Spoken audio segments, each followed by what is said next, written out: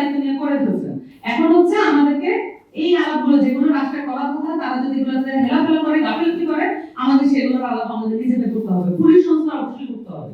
গুম খুন নির্যাতনের পিছনে সবচেয়ে বড় ভূমিকা রেখেছে পুলিশ বাহিনী এবং এখানে র্যাব নামক যে প্রতিষ্ঠানটা তৈরি হয়েছে এই প্রতিষ্ঠানগুলো সংস্কার কবে হবে? শুধুমাত্র একটা মানুষ চেঞ্জ করলে এটা সংস্কার হয় এটা তো আমরা কেউ বিশ্বাস করি না। এবং কত মানুষ চেঞ্জ হলো? আমাদের কত কম চেঞ্জ করে নাই। বিএনপি তো অপারেশন ক্লিন হার্ট করেও তো এগুলো পরিবর্তন করতে পারেনি।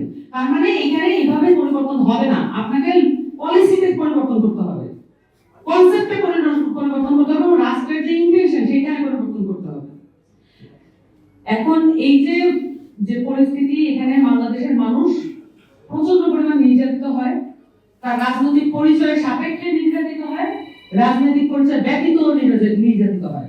এখন আপনি যদি প্রশ্ন করেন যে বুড়িগঙ্গার নদীটা কেন এখনো এরকম, তাহলে ধরেন আপনাকে হয়তো পুলিশের সাহায্য নিয়ে যে নির্যাতন করবে সে হচ্ছে ব্যবসায়ী।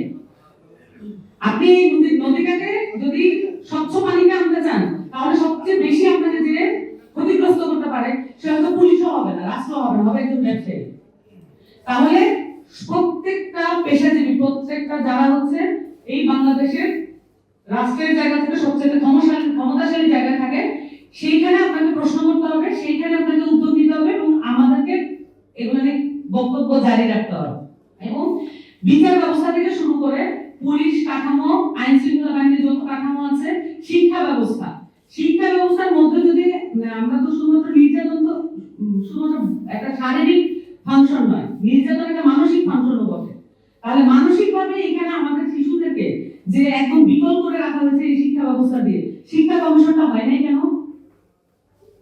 এখন আমরা কি ধরে নিয়েছি যে এই কমিশনের রিপোর্টগুলো আসলে কাজে লাগবে না, কোনোদিন এগুলো হবে না, এই কারণে আমরা এই কমিশনগুলো কোনটা হচ্ছে না এগুলো আমরা কেয়ার করি না? মানে যেগুলো জনগুরুত্বপূর্ণ এবং পাবলিকের সাথে বেশি গুরুত্বপূর্ণ সেগুলো নিয়ে আমরা কোনো কাজ দেখছি না।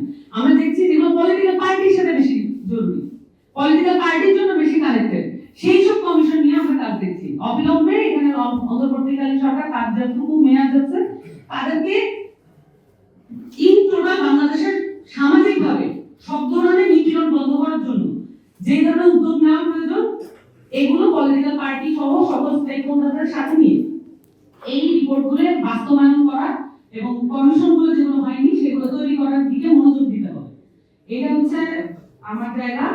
আর আমরা এনসিপির পক্ষ থেকে এই ধরনের দিবসকে অত্যন্ত শ্রদ্ধা এবং ভাবগাম্ভীর্যের সাথে আমরা স্মরণ করি, কারণ আমাদের পার্টিতে অন্তত অর্ধেক, অধিকাংশ নয় শুধু অর্ধেক আমি বলবো, যারা সরাসরি এবং পরোক্ষভাবে আওয়ামী লীগ এবং ছাত্রলীগ দ্বারা নিপীড়িত। আপনারা তিনজনের আলাপ শুনেছেন, আমি নিজেও ছাত্রলীগের হাতে নিপীড়িত হয়েছি এবং আমাদের এখানে এই যে আমাদের যে জায়গাটা আছে এই কারণে নির্যাতন বিরোধী হওয়া, সিস্টেম তৈরি করা আমাদের জন্য অত্যন্ত, এনসিপির জন্য সবচেয়ে বেশি জরুরি।